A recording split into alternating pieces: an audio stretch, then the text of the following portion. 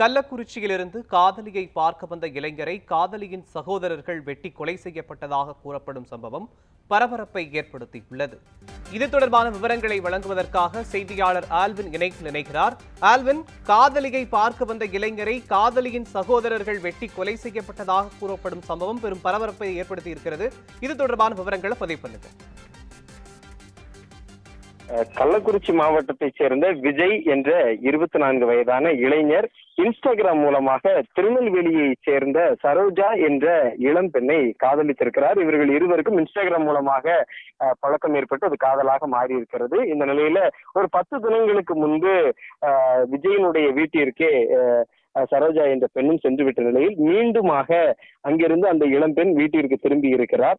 அந்த திரும்பிய நிலையில வீட்டில் தொடர்ந்து அங்கு ஏற்பட்ட ஒரு நெருடலான சூழலில் அவர் 28ஆம் தேதி சரோஜா தற்கொலைக்கு முயன்றதாகவும் கூறப்படுகிறது.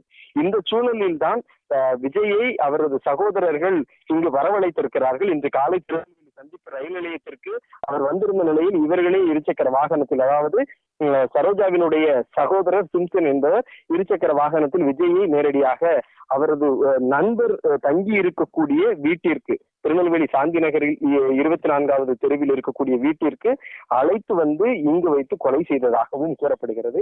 இந்த கள்ளக்குறிச்சியை சேர்ந்த இளைஞர் தனது காதலியினுடைய சகோதரர்கள் அழைத்ததனுடைய பேரிலும் அவரை பார்ப்பதற்காகவும் அங்கிருந்து வருகை தந்திருக்கிறார்.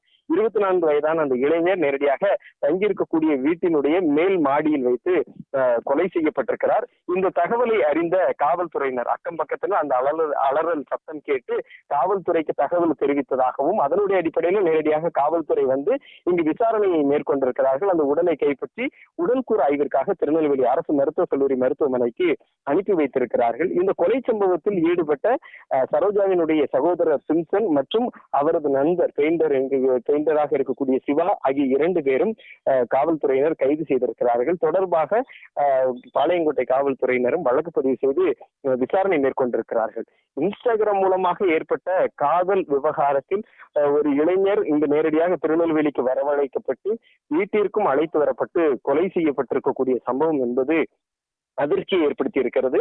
இந்த விவகாரத்துல 2 பேரும் வேறு வேறு சமூகத்தை சேர்ந்தவர்களாக இருக்கக்கூடிய நிலையில இது ஒரு ஜாதி மறுப்பு கொலையாகவும் நடந்திருப்பதாகவும் கூறப்படுகிறது. ஆகவே தொடர்ந்து காவல்துறை இந்த விவகாரத்தில் இந்த இன்ஸ்டாகிராம் மூலமாக ஏற்பட்ட காதல் அதை தொடர்ந்து நடைபெற்றிருக்கக்கூடிய கொலை தொடர்பாக விரிவான விசாரணையை மேற்கொண்டு வருகிறார்கள். காதலியை பார்க்க வந்த காதலனை காதலியின் சகோதரர்கள் வெட்டி கொன்றது தொடர்பான விவரங்களை வழங்கியதற்கு நன்றி ஆல்வின்.